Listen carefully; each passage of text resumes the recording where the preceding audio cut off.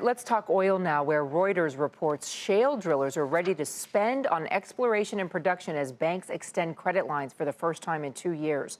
Refiners in Louisiana and Texas last week processed the most crude in nearly a quarter of a century as strong demand from Mexico and the Caribbean grew. Today, domestic crude closed just under $54 a barrel.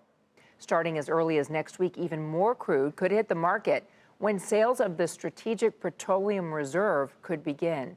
Jackie DeAngelis has more.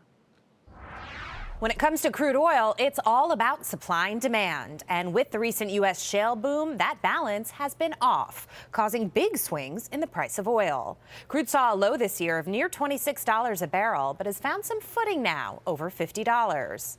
And with increased production at home, the federal government doesn't need to hold on to as much oil in its Strategic Petroleum Reserve. Congress approved selling some of the reserves in its most recent budget resolution. The sales could start as early as January. The SPR has been in place since the late 70s in the wake of the Arab oil embargo. The goal, to keep enough crude on hand to supply the U.S. in case of a major emergency, like Hurricane Katrina or the Arab Spring. But the world has changed. The SPR isn't as important to the U.S. as it was, say, even 15 years ago. And the reason being, number one, being the shale play. With shale production of crude oil, you're able to get to crude oil a lot more easily than you were before. Number two is that we're actually moving away from crude oil as far as using it to power our world. There's a lot more alternatives out in the world. The SPR is roughly 700 million barrels. That's estimated to be enough oil for about a month of U.S. demand.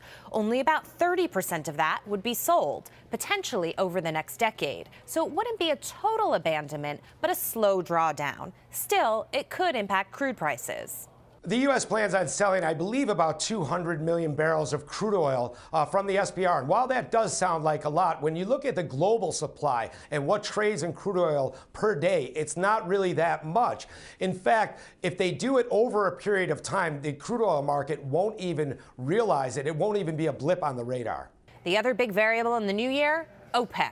Will it follow through with the 1.8 million barrel production cut that it promised in January? And then there's President-elect Donald Trump.